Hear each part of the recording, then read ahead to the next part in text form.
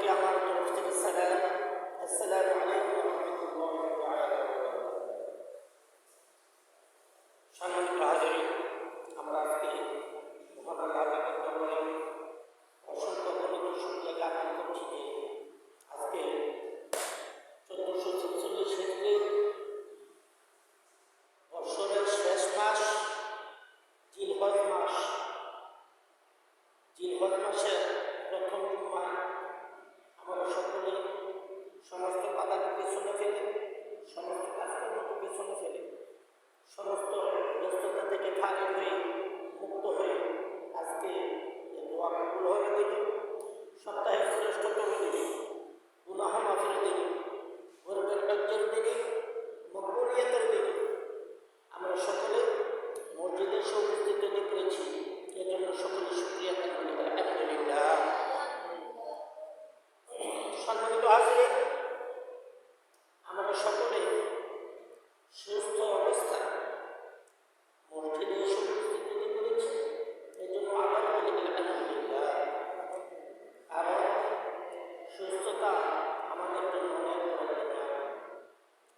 আর এটা আমরা তখনই বুঝতে পারি যখন কেউ অসুস্থ হয়।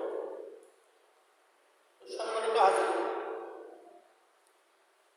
আজকে জনাব মুকবাল খান মরহুম শামসিনা পীর সাহেবের তামান্না হযরত মাওলানা শরীফ মোহাম্মদ আব্দুল কাদের সাহেব উনি ওনার লিখিত এই খুতবায় আলোচনা করেছেন হজ্জের ফজিলত সম্পর্কে।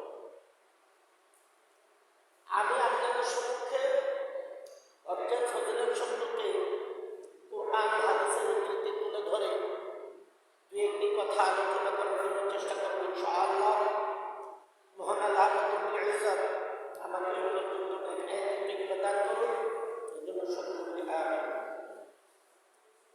সম্মানিত হাজিরিন, হজ সম্পর্কে গত জুমায়ও সামান্য আলোচনা হয়েছে, কিন্তু আমাদের যে বিষয়, আমাদের বিষয়টা একটু ব্যতিক্রম ভিন্ন, আমাদের চিন্তাধারা একটু ভিন্ন। আমাদের চিন্তাধারা ইসলাম থেকে অনেকটা পিছিয়ে আছে। আমাদের চিন্তাধারা, আমাদের মন-মানসিকতা অনেকটা পিছিয়ে আছে। আমাদের উচিত আমরা যেন ইসলামের দিকে, ইসলাম ধর্মের দিকে, আল্লাহর দিকে, আল্লাহ রাসূলের দিকে অগ্রসর হতে পারি। এই জন্য মহান আল্লাহ রব্বুল ইজ্জত আমাদের সকলকে তাওফীক দান করুন, সকলে বলি আমিন। সম্মানিত হাজিরিন, মহান আল্লাহ রব্বুল ইজ্জত পবিত্র কালামুল্লাহ শরীফে হজ নামে একটি সূরা নাযিল করেছেন। সূরাটির নামই হচ্ছে সূরাতুল হজ, অর্থ ইচ্ছা পোষণকারী। হজ্জের শাব্দিক অর্থ ইচ্ছে করা, হজ্জের পারিভাষিক অর্থ আল্লাহর হুকুমে আপনি আপনার বাড়ি হইতে ত্যাগ করে আল্লাহর ঘর তাওয়াফ করা, নবী সাল্লাল্লাহু আলাইহি ওয়াসাল্লামের রওজা জিয়ারত করা। এটা হচ্ছে হজ্জের পারিভাষিক অর্থ। আমরা অনেকটা পিছিয়ে আছি এ থেকে। আমরা দোয়া করব, চেষ্টা করব যাদের উপর তাওয়াফ করা হয়েছে তারা যেন খুবই দ্রুততার সহিত হজ করতে পারে। এখানে বলা হয়েছে, জনাব মুকবাল খান বলেছেন, আয়া আইয়ুহাল আমিরুন, হে উপস্থিত ভদ্রমণ্ডলী, হাযা আশহুরুল হুজ্জাতি ফি ইয়াজতামিউল মুসলিমিনা ফি মক্কাতিল মুকাররমা, অর্থাৎ এই সময় মহাসম্মানিত মক্কা শরীফে বিশ্বের মুসলিমগণ একত্রিত হয়েছে। পুরো বিশ্বের মুসলিমগণ একত্রিত হয়েছে এই সময়, হজ্জের সময়, হজ্জের মাসে। আপনার সম্পদ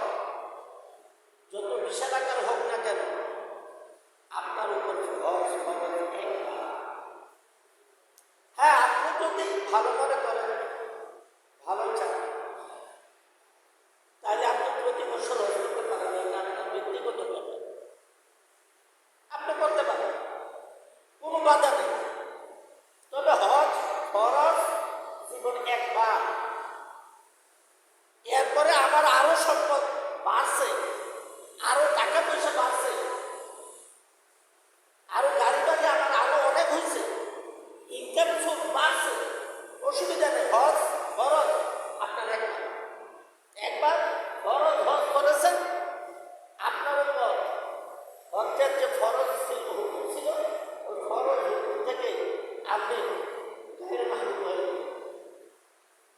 আপনি দূরে সরে অসুবিধা নেই, তবে ফরজ একবার আপনাকে করতেই হবে। যদি আপনার পবিত্র কাবা শরীফ পর্যন্ত আসা যাওয়ার খরচটুকু আপনার জন্য কষ্টসাধ্য না হয়, আপনার জন্য কষ্টসাধ্য না হয়, তাহলে আপনাকে একবার হজ করতেই হবে। এটা আপনার জন্য ফরজ।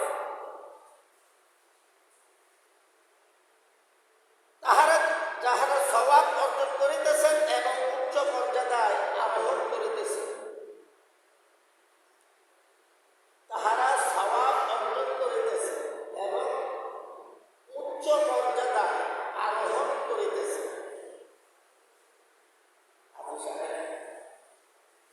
অনেকে নামের আগে হাজি টাইটেল লাগাইবার জন্য হজ্জে যায়। আমি আপনাদের কথা বলি না, আমার পরিচিত ভালো একজন আলেম, উনি একবার হজ্জে রওনা করলেন।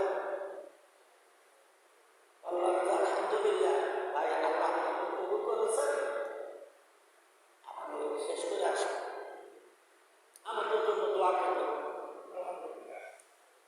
উনি বললেন, ভাই নামের আগে টাইটেল লাগাইবার জন্য ভাই, নামের আগে একটা টাইটেল লাগাই দেব না। উনি একজন ওয়াজি, নামের আগে টাইটেল লাগাইবার জন্য ওই চিন্তায় উনি হজ্জে যাচ্ছেন। উনি একজন আলেম, একজন ওয়াজি, ওয়াইজ। ওনার চিন্তাধারা, ওনার মন মানসিকতা যদি এই অবস্থা হয়, তাহলে আমরা আছি কোথায়? আমরা কোথায় আছি? হজ একমাত্র আল্লাহকে খুশি করার উদ্দেশ্যে। আল্লাহকে খুশি করার উদ্দেশ্যে আল্লাহ আপনাকে ডাক দিয়েছেন, তার ডাকে সাড়া দেবেন। এটাই আপনার দায়িত্ব, আপনার কর্তব্য। কারণ অনেক লোক এখানে আজান হয়, নামাজ হয়, অনেক লোক দোকানে বসা থাকে। আমি মসজিদে তাকবীরগুলো দেই বা কেরাত করে, কেরাত না শুনলেও তাকবীরগুলো মনে হয় দোকান থেকে শোনা যায়, কিন্তু মসজিদে আসার মতো তার ব্যবস্থা হয় না। ওই ব্যবস্থা তার হয় নাই, অর্থাৎ আল্লাহ তাকে নামাজের জন্য ডাকে নাই। মুয়াজ্জিন ডাক দিয়েছে, কিন্তু আল্লাহ তো ডাকতে হবে। মুয়াজ্জিন আযানের মধ্যে পুরো মহল্লাবাসীকে ডাকতেছে দৈনিক 5 বার, কিন্তু ফায়দা হবে কি? যার বাড়িতে যাওয়ার জন্য মুয়াজ্জিন ডাকতেছেন, যে বাড়িওয়ালা, সে তো ডাকতে হবে। সে না ডাকলে আপনি যাইবেন কিভাবে? এটা তো যারা দোকানে বসে থাকে তাদের দোষ। তাদেরকে আল্লাহ ডাকে নাই, এই জন্য তারা মসজিদে আসতে পারে না। যাদেরকে আল্লাহ ডাকছে তাদের মধ্য থেকে আল্লাহ যাদেরকে ডাকে তারাও সবাই আসতে পারে না। এরপরও আল্লাহ ইচ্ছা করলে আনতে পারেন না। কিন্তু হজ করা এটাও আল্লাহর একটা ডাক, এটাও আল্লাহর একটা ডাক, আল্লাহর একটা দাওয়াত, আল্লাহর আহ্বান। আল্লাহ আপনাকে ডাকতে হবে। আল্লাহ আপনাকে হুকুম করে দিয়েছে। যেমন এক্সাম্পল হিসেবে বলি, আপনারা উপস্থিত অনুপস্থিত এই গ্রামের যারা আছেন সবার দাওয়াত অমুক দিন আমার বাড়ি। এটা একটা বইলা দিলাম, এক্সাম্পল হিসেবে বলতেছি, আমি দাওয়াত দিতেছি। এক্সাম্পল, উদাহরণ, অমুক দিন আপনাদের সকলের দাওয়াত আমার বাড়িতে, ডেটটাও বইলা দিলাম। আর আরো কিছু মানুষ ভুলে থাকবে, আমার বাড়িতে গিয়ে দাওয়াত দিতে আর শুধু দাওয়াত দিয়ে দিলাম, আমাকে দিলেন। অনেকে এমন চিন্তা করে, এটা না, এমন চিন্তাটা যেন না হয়। মুয়াজ্জিন আপনাকে ডাকতেছে, আপনার আল্লাহ ডাকলে আপনি মসজিদে আসবেন, এখন করবেন হুজুর আল্লাহ ডাকছেন তো আমার দোষ কি, আমি তোমার করে দিয়েছি। আল্লাহ এখন ডাকে না কেন? কারণ কি? আল্লাহর তো অবশ্যই একটা কারণ আছে আপনাকে যে ডাকে না। কারণটা কি? কারণটা আপনি খুঁজে বাহির করেন, ওই কারণটা আপনি মুক্ত হন, ওই কারণ থেকে আপনি মুক্ত হয়ে যান, তাহলে আল্লাহ ডাকবে। আল্লাহ ডাকার মতো কাজ করতে হবে। আল্লাহ হুকুম করে দিয়েছে, ফরজ করে দিয়েছে, আল্লাহ ডাকার মতো কাজ করতে হবে। কিন্তু আমাকেও ডাকার মতো কাজ করতে হবে। হজ অনেকের উপর ফরজ হয়ে আছে, কিন্তু অনেকে হজ করার জন্য সাহসও পায় না। আমার এলাকায় জয়গ্রাম বাজারের মসজিদের যে মুয়াজ্জিন, বর্তমানে উনি এখনো জীবিত আছেন, আমি জানি, দেখি, বাড়িতে গেলে দেখি, কিন্তু হয়তো উনি এখন মুয়াজ্জিনের দায়িত্বে নেই। জয়গ্রাম বাজার মসজিদের সাবেক মুয়াজ্জিন, ওনার বিশাল সম্পদ, বিশাল সম্পদের মালিক, কিন্তু উনি নিজে যে হজ করবে এই সাহসটা উনি করেন। হজ করার মতো সাহস ওনার নেই, তো উনি আরেকজনকে দিয়ে বদলি হজ করাইছে। এমন একজন আলেমকে দিয়ে বদলি হজ করাইছে যিনি প্রতি মাসেই হজে যান, প্রতি মাসে, অর্থাৎ প্রতি মাসে উমরা করতে যান। এমন একজন আলেমকে দিয়ে উনি বদলি হজ করাইছে। কোন কোন মাসে 2 বারও যান, উমরা করে আসেন, 4 দিন 5 দিন 1 সপ্তাহ থাকেন, থেকে আবার চলে যান। উনি এইভাবেই উমরা করতেছেন, আর উনি এটা ব্যবসা করেন। ব্যবসা করেন যার কারণে উনি যাইতেছেন, লোকজনও নিয়ে যাইতেছেন, প্রতি মাসেই যাইতেছেন লোকজন নিয়ে। তো এই অবস্থা, তো যাওয়ার মতো আল্লাহ ওনাকে ডাকছে, ব্যবস্থা করে দিছে। ওনার নিজেরও সম্পদ আছে, আল্লাহ ব্যবস্থা করে দিছে, কিন্তু আপনাকে ডাকতে হবে। আপনাকে ডাকছে, আপনার যান নাই, মাহরুম হয়ে আছে। অনেকে আছে, কেউ না গেলে অমুকে কই আইসে না, না আইসে, আচ্ছা না আইলে সমস্যা। আরেকজনের কথা জিজ্ঞায়, অমুকে কই আইসে না, কয় না আইসে না, তাড়াতাড়ি ফোন লাগায়। আরেকজনে না গেলে ফোন লাগায়, ফোন দে, দরকারে গাড়ি ভাড়াই দে, আইতুই আমার বাড়িতে দাওয়াতে আইতুই। বাবারা আমি তো খাইতাম পারতাম না, আপনি খাওয়ানোর দরকার নাই, আইয়া 1 গ্লাস পানি খাইয়া দেখেন, আপনি খাওয়ানোর দরকার নেই, আইয়া। এমনটাও হয়। দাওয়াতেও অনেক বেশকম আছে। এই যে দাওয়াত, আল্লাহ আপনাকে কবুল করতে হবে। চেষ্টা, ইচ্ছা, এই দুইটা যদি একত্র থাকে, ইচ্ছা থাকিলে উপায় হয়, চেষ্টা করিলে সফল হয়, দুইটা একসাথে থাকলে কামিয়াব হয়, সার্থকতা হয়, সার্থক। ওই সার্থকতা আপনাকে থাকতে হবে। মন্ত্রীর বাড়ি ডাকলেও সবাই মন্ত্রীর বাড়ি যাইতে পারে না, সবাই যাইতে পারে না, কিন্তু এই মন্ত্রীর বাড়ি না ডাকলেও অনেক ড্রাইভারও গিয়া খাইয়া আয় পড়ে। ড্রাইভাররা তো মন্ত্রী দাওয়াত দিছে না, কিন্তু ড্রাইভার কিন্তু মন্ত্রী বাড়ি পর্যন্ত গিয়া খাইয়েছে। চেয়ারম্যানরা ডাক দিচ্ছে, চেয়ারম্যানের লগে আরো 5 জন লইয়া গেছে, চেয়ারম্যানের ভাইয়া বন্ধু আরো 5 জন লইয়া গেছে, তারাও গিয়ে খাইয়েছে। এই অবস্থা। এই জন্য ওই কাজ করতে হবে, কি করলে যাইতে পারবো, আমার ওইটা চিন্তা থাকতে হবে। ওই চিন্তা যদি আমার মধ্যে থাকে, ওই চেষ্টা যদি আমার মধ্যে থাকে, ওই ইচ্ছা যদি আমার মধ্যে থাকে, তাহলে আমি কামিয়াব, তাহলে আমার জীবনটা সার্থক। ওই ইচ্ছা এবং চেষ্টা যদি না থাকে, তাহলে আমি কিছুই করতে পারবো না। আল্লাহ ইচ্ছা করলে আপনার মনটাকে ঘুরাইয়া নিয়ে যেতে পারবেন, আল্লাহর ওই শক্তি আছে। কিন্তু আল্লাহ আপনাকে স্বাধীনতা দিয়েছে, আল্লাহ আপনাকে সম্পদ দিয়েছে, আল্লাহ আপনাকে স্বাধীনতা দিয়েছে।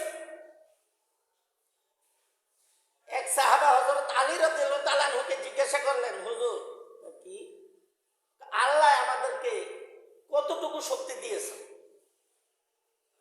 হযরত আলী রাদিয়াল্লাহু তাআলা আনহু বললেন, তুমি তোমার একটা পা উপরে উঠাও। একটা পা উপরে উঠাইলেন। উঠাইবার পরে হযরত আলী রাদিয়াল্লাহু তাআলা আনহু বললেন, এবার ওই পাওটা উপরে উঠাও। উনি বললেন, হুজুর আমি তো ওই পাটা উপরে উঠাইতে পারতেছি না। তো হযরত আলী রাদিয়াল্লাহু তাআলা আনহু বললেন, তোমাকে আল্লাহ এক পা উঠাইবার ক্ষমতা দিয়েছে, আরেক পা উঠাইবার ক্ষমতা আল্লাহ নিজের কাছে রেখে দিয়েছে। কিন্তু আল্লাহর অনেক বান্দা এখন দুনিয়াতে আছে যাদেরকে আল্লাহ দুই পা উঠাইবার ক্ষমতাও দিয়ে দিয়েছে।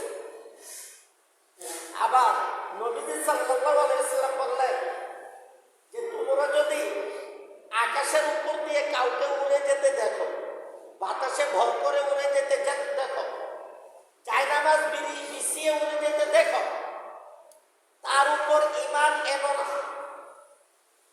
তাকে বিশ্বাস করো না। আগে দেখো তার নিজের ঈমান কতটুকু আছে, তার ঈমান আছে কিনা আগে ওইটা দেখো। আর যদি সে ঈমানদার, তার ঈমান আছে দেখো, তাহলে তার কাছ থেকে কিছু পাইতে পারো, তাহলে তার উপর তুমি ঈমান আনতে পারো। আর না হয় হতে পারে সে ভণ্ড প্রতারক, সে কুফুরের মাধ্যমেও আকাশে উড়ে যেতে পারে। একজন বলতেছে আমি মাটির নিচে দিয়ে সাঁতার কেটে যেতে পারি। একজন আল্লাহওয়ালা গেলেন, গিয়ে জিজ্ঞাসা করলেন, আপনি নাকি মাটির নিচে দিয়ে সাঁতার কেটে যেতে পারেন? ওই ব্যক্তি বলল, হ্যাঁ আমি মাটির নিচে দিয়ে সাঁতার কেটে যেতে পারি। ওই আল্লাহওয়ালা ব্যক্তি বললেন, তুমি ডুব দাও, সাঁতার কাটো, আমি দেখতাম। তো উনি ডুব দিলেন, সাঁতার কাটা শুরু করলেন। এক জায়গায় গিয়ে মাথাটা উত্তোলন করলেন, বাহির করলেন, এখন উঠে যাবে। ওই আল্লাহওয়ালা ব্যক্তি মাথার দুই পাশে দুইটা পা রাখলেন, রাইখা সইরা পেছনে চলে আসলেন। তো আল্লাহওয়ালা ব্যক্তি বললেন, এখন যদি তোমার শক্তি থাকে, তোমার যদি ঈমান থাকে, তাহলে তুমি আবার মাটি থেকে উপরে উঠে আসো। আর যদি ঈমান না থাকে, তাহলে এখানে তোমার মৃত্যুবরণ হবে। এক ব্যক্তিকে উড়ে যেতে দেখতেছে, একজন আল্লাহওয়ালা ব্যক্তি ওযু করতেছেন। ওযু করা অবস্থায় ওযু শেষ করে তার পা থেকে খড়ম খুলে আকাশের দিকে ছুঁড়ে মারল। ওই খড়ম আকাশ থেকে পিটাইয়া ওই ব্যক্তিকে নিচে নামাইয়া, তো এই ব্যক্তি কিসার আল্লাহওয়ালা হইল? খড়মে যদি তারা পিটাইয়া নামাইয়া। এই জন্য ঈমান কতটুকু আছে আমাদের কয়টা দেখতে হবে। ঈমান কতটুকু আছে, আমার ঈমানকে আমি শক্ত, দৃঢ়, মজবুত রাখতে হবে। নবীজি সাল্লাল্লাহু আলাইহি ওয়াসাল্লাম আরো বলেন যে কারো যদি পথ খরচে সকুলের না হয়, কষ্ট না হয়, পথ খরচে যাতায়াত ব্যবস্থায় কোনো অসুবিধা না হয়, তাহলে সে যেন আল্লাহর ঘর তাওয়াফ করে এবং আমার রওজা জিয়ারত করে।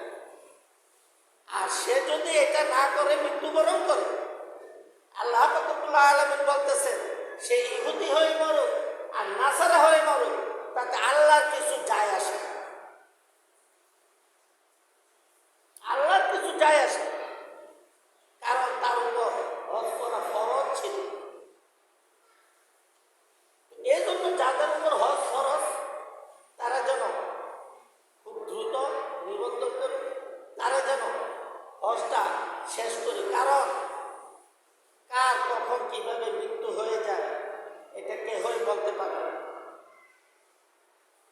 আমাদের গ্রামের শ্রেষ্ঠ সুদখোর,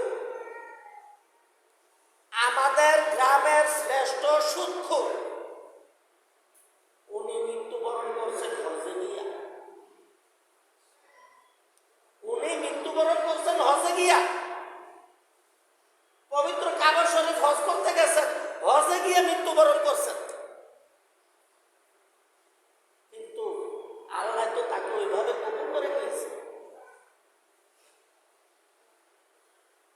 বুড়িচং, ব্রাহ্মণপাড়া, কুমিল্লা, কোতোয়ালি, কসবা 4 থানার চোরের লিডার যে ব্যক্তি ছিল, বুড়িচং, ব্রাহ্মণপাড়া, কোতোয়ালি, কসবা 4 থানার চোরের লিডার যে ব্যক্তি ছিল, ওই ব্যক্তি আমার বাড়ির পাশের গ্রামের ব্যক্তি, নাম ছিল ওয়ারিশ। ওই ব্যক্তি রমজান মাসে এতেকাফে বসছে। এতেকাফের কদরের দিন 27 রাত্রি শেষ হইবার পরে ফজরের পরে তসবিহ হাতে নিয়ে মসজিদের ওয়ালের সাথে ঢেলান দিছে, আর খবর নাই। ফজরের পরে তসবিহ হাতে নিয়ে ঢেলান দিছে যে এখানেই শেষ। আল্লাহ ওনাকে এইভাবে কবুল করেছে। উনিও জানতেন না এই কদরের সময় বা এই মসজিদে এতেকাফের সময় ওনার মৃত্যু হয়ে যাবে। কার কখন মৃত্যু হয়ে যায়, কিভাবে মৃত্যু হয় বলা যায় না। এই জন্য যত খারাপ লোকে হোক আপনি তাকে মন্দ বলতে একটু চিন্তা করেন। ফেরাউন নমরুদের মতো মানুষ হইলে তাদেরকে মন্দ বলতে আপত্তি নেই। কুফরি কর্মওয়ালা মানুষ হলে তাদেরকে মন্দ বলতে আপত্তি নেই। হ্যাঁ, তবে তাদেরকে কাফের বা ফাসেক বলা থেকে বিরত থাকুন, কারণ সে যে কোনো মুহূর্তে ইমানদার হয়ে যেতে পারে। অবশ্যই অবশ্যই অবশ্যই যারা কুফরি করে তারা কাফের, যারা কুফরি করে তারা কাফের, এতে কোনো সন্দেহ নেই। আর কুফরি কর্ম হলা ইমানদার হবেও না। বড় বড় দলিল দিতে পারবে, ফতোয়া দিতে পারবে ওই কুফরি কর্ম হলা, কিন্তু ইমান তার নসিবে আসবে না। আমাদের উচিত এই গুমরাহির পথ থেকে ফিরে আসা। সমস্ত গুমরাহির পথ থেকে আমরা যেন ফিরে আসতে পারি।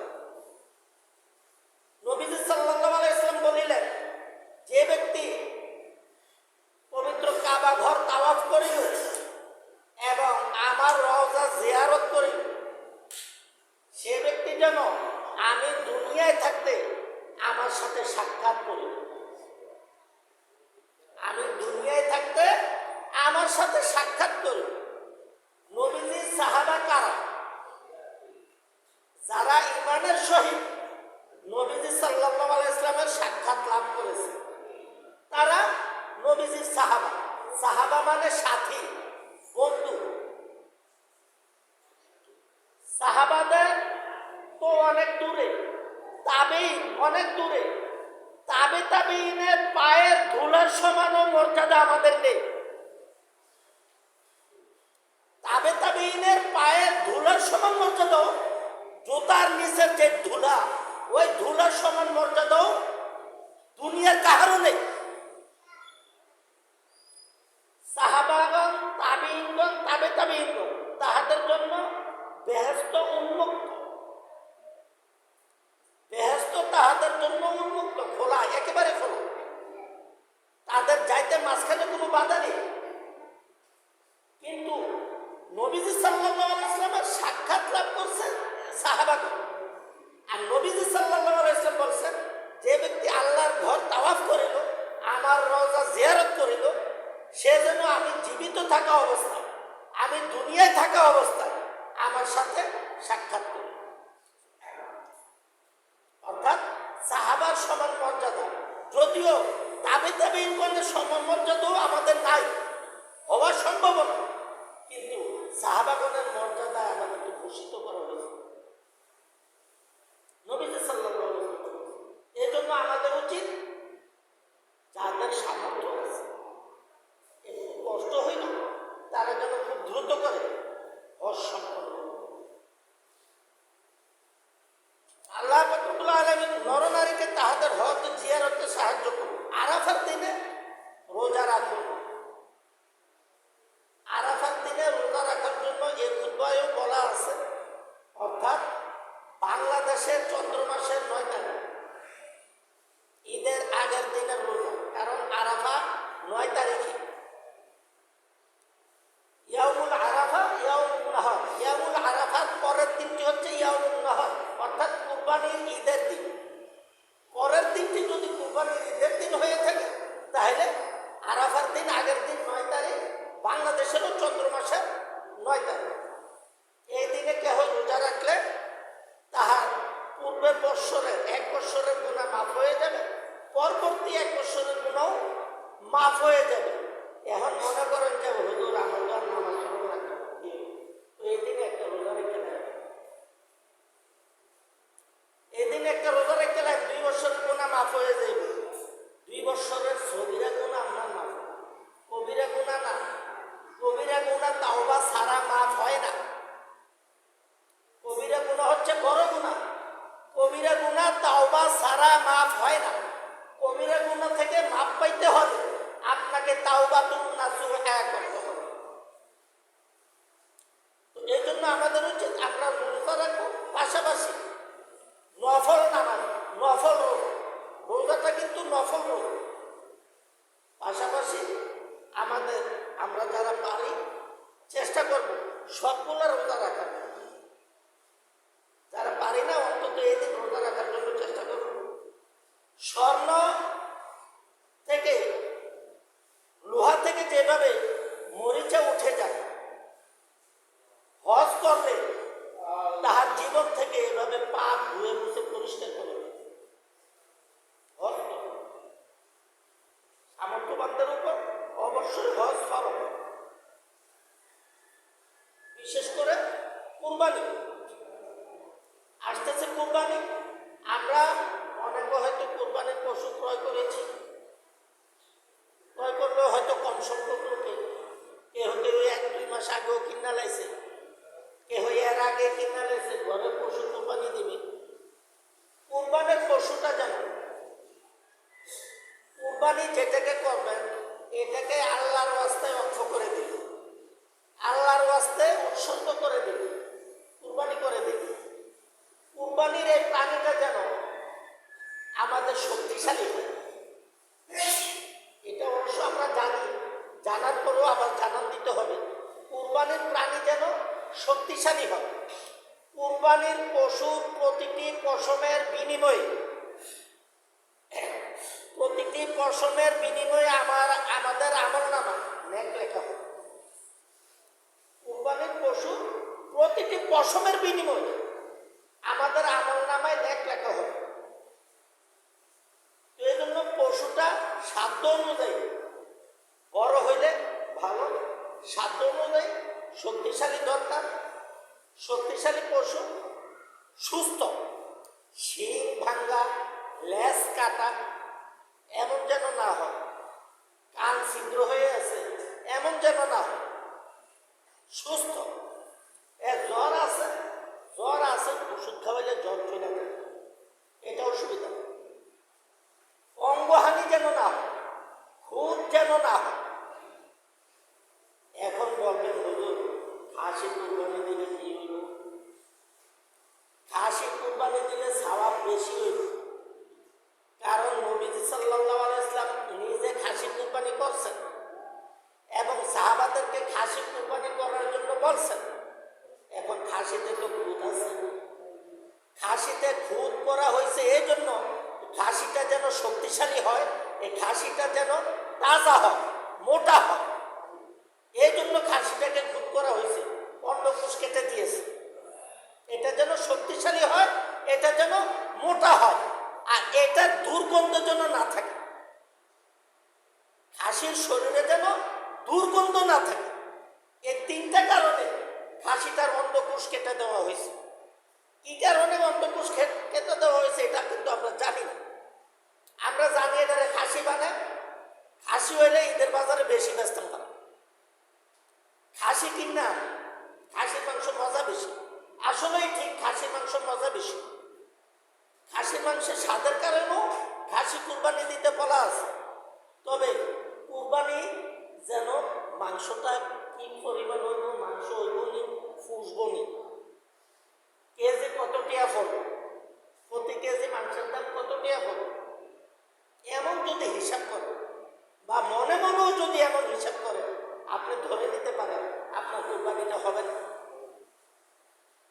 আপনার কুরবানি হবে না। যাদের সামর্থ্য আছে তারা কুরবানি করবে। কুরবানি একমাত্র সহি নিয়ত, একলাসের সহিত কুরবানি করবে, নিখুঁতভাবে, নিখুঁত মন, চিন্তা একটাই থাকবে যে আমি কুরবানি করব আল্লাহর ওয়াস্তে। মাংস কত রয়েছে আমার মাপানোর দরকার নেই। শরীরদার যারা আছে তারা সমান ভাগে নিয়ে যাবে। আর কুরবানির সাথে আপনি আকিকা করতে পারেন। অনেকের জানার আছে কুরবানির সাথে আকিকা করা যাবে কি? কুরবানির সাথে অবশ্যই আকিকা করতে পারেন, কোনো অসুবিধা নেই। আকিকা থাকলে যিনি কুরবানির গরুতে ফুস লাগাইবেন, ইমাম সাহেব ফুস লাগাইবেন, ইমাম সাহেবকে অবশ্যই জানাইতে হইবে হুজুর এখানে আকিকা আছে। কারণ আকিকার দোয়া একটা, কুরবানির দোয়া একটা, দোয়াটা কিন্তু ভিন্ন। আকিকার দোয়াটা একটু বড়, যদিও আকিকার দোয়ার পরে দিয়ে কুরবানির দোয়াটা লাগাই দিছে, কিন্তু আকিকার দোয়াটা তো একটু বড়। আকিকা থাকলে আকিকার দোয়াটাও পড়তে হবে। এই জন্য কারো যদি কুরবানির সাথে আকিকা থাকে, আকিকা খবর অবশ্যই ইমাম সাহেবকে জানাই দেবেন। যিনি কুরবানি করবেন, যিনি ফুস লাগাইবেন, ওনাকে জানাই দেবেন। আর কুরবানির সময় একটা জিনিস মাথায় রাখবেন, ছুরি গলার ভিতরে ঢুকাইয়া কলিজায় আঘাত দেওয়া যাবে না। ছুরিটা গলার ভিতরে ঢুকাইয়া কলিজায় আঘাত করা যাবে না, এটা নিষিদ্ধ, এটা হারাম। এই কাজ ভুলেও করবেন না। ছুরি চালাইবেন, ছুরি চালাইবার পরে রক্ত নিঃশেষ হওয়া পর্যন্ত, অর্থাৎ এটা কুরবানির এই প্রাণীটা নিস্তেজ হওয়া পর্যন্ত এটার শরীরে কোনো আঘাত করবে। কষাইয়া দেখেন গরুটা ফুস দিচ্ছে, লগে লগে পায়ের রোগী কেটে দেয়, এই কাজটাও করবেন না। এই কাজটাও করবেন না, এটা এখনো জীবিত আছে, এই জন্য এই কাজটাও করবেন না। এটাকে নিস্তেজ হওয়ার সময় দেন, ন্যূনতম আধা ঘন্টা সময় দেন। এটাকে একটা গরুর দুম যাইতে 28 মিনিট সময় লাগে, একটা হাঁসের দুম যাইতে 40 মিনিট সময় লাগে। একটা গরু, একটা বকরি মানে ছাগল, ছাগলের দুম যাইতে 36 মিনিট সময় লাগে।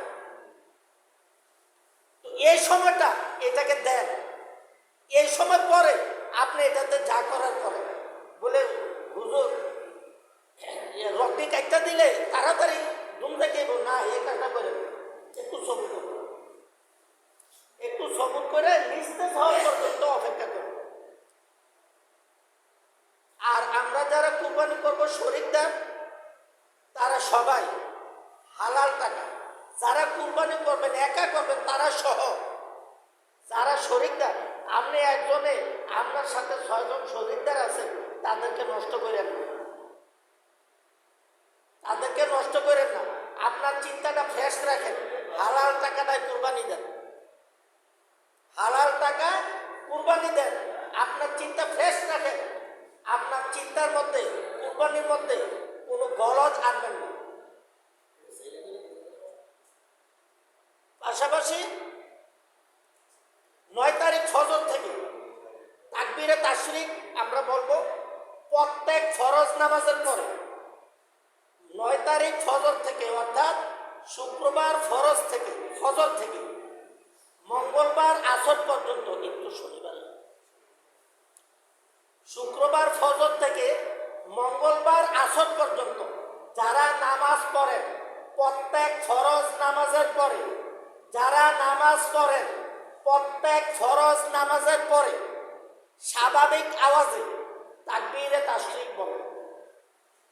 তাকবীরে তাশরিক হচ্ছে আল্লাহু আকবার, আল্লাহু আকবার, লা ইলাহা ইল্লাল্লাহু ওয়াল্লাহু আকবার, আল্লাহু আকবার ওয়ালিল্লাহিল হামদ। এই দোয়াটা কমপক্ষে 3 বার পড়বেন স্বাভাবিক আওয়াজে, চিল্লাইয়া পড়ার দরকার নাই, স্বাভাবিক আওয়াজে পড়বেন। বাড়িতে মা বোনেরা যারা আছেন তারা আস্তে আস্তে পড়বে, তাদের আওয়াজ যেন পাশের ব্যক্তি না শুনতে পায়, এমনভাবে তারা পড়বে। এটা আমরা চেষ্টা করব। আমার যদি মনে না থাকে স্মরণ করিয়ে দেওয়ার জন্য অনুরোধ রইল, কারণ আমিও তো মানুষ।